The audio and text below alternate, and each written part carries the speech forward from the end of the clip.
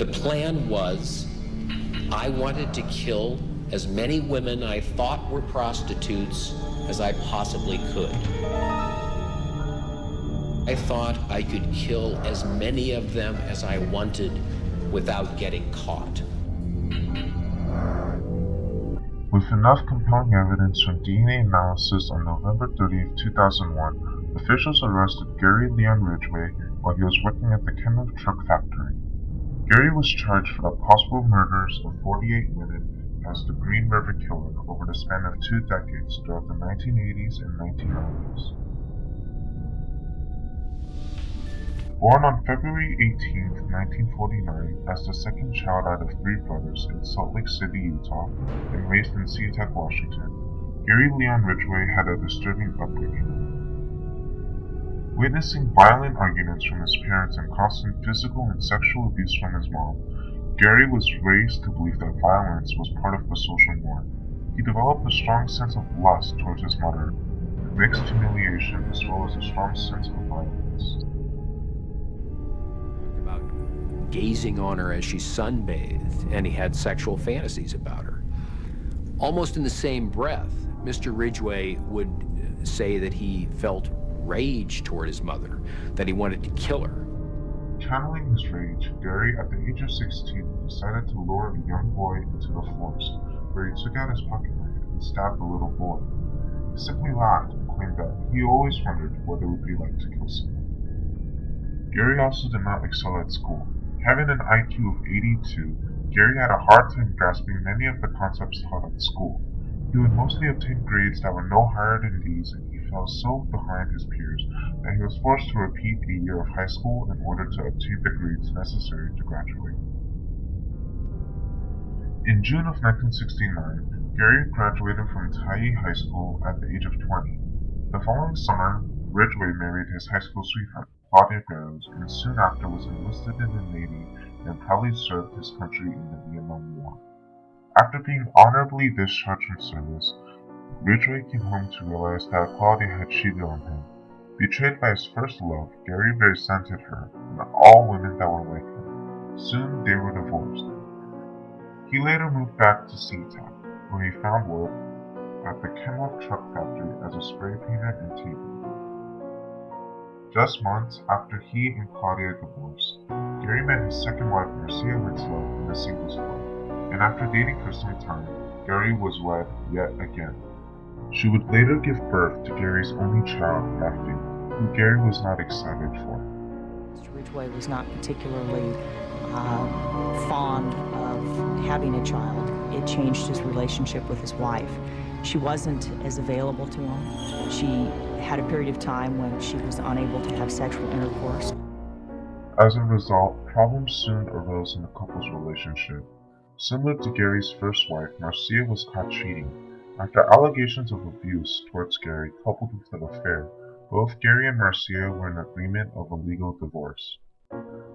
Divorcing with his second wife was the point of no return. Now clearly viewing women as the scum of the earth, Gary no longer held back and started his killing spree. He would go out at night under the protection of the shadows. After that, that's when the rampage began. Ridgway argued, if I had only killed my second wife, I would never have killed these prostitutes. I was really trying to get her. Mainly targeting prostitutes and hitchhikers, Gary would use his charming personality and pictures of his son to persuade these women to come with him. The killings increased dramatically, leaving residents of SeaTac petrified venturing out during the night. He would often return to the sites where he dumped the bodies, tampering with the evidence by placing other people's DNA at the scene of the crime in order to cover up his own trail. He would even commit necrophilia, during which he would have sex with the corpse of his victims. After a while, he was winning the game. And he says, hey, I'm doing pretty good. He hid his murderous ways so well that when he met Judith Mawson at a bar many years after his second divorce, she instantly fell in love with him. Gary and Judith were immediately married and soon moved in together. Gary fell in love again, and with Judith he became a much happier person. During these times he started to lose his urge to kill women, thus leading to a decline in his rate of killing. However, Gary could not have stayed invincible forever. After 13 years of marriage, officials finally had the evidence to go and arrest Gary. He was arrested and placed in a maximum security facility cell at the King County Jail, where he awaited trial. He would be spared the death sentence for cooperating with officials, and soon after discovering the bodies of Gary's victims on November 5, 2003, Gary appeared at court. Ridgway, is it your desire to plead guilty to the 48 charges of aggravated murder in the first degree because you believe that you are guilty of each of those offenses? Yes. As of October 24, 2015, Gary is currently being held at a high-security federal prison in Florence, Colorado, where he will spend the remainder of his days. He is dubbed to be America's most prolific killer, and while many bear grudges with Mr. Ridgway for his actions, others are able to forgive and find peace within themselves. He's an animal. I wish for him to have a long, suffering, cruel death. He's gonna go to hell, and that's where he belongs. Mr. Ridgway, there are people here that hate you.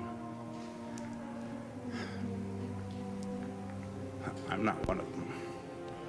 You've made it difficult to live up to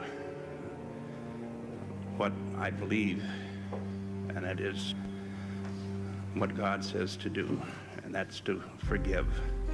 You are forgiven, sir. Now, as the night falls, the town of Seatown can rest easy, knowing that the Green River Killer has been prosecuted.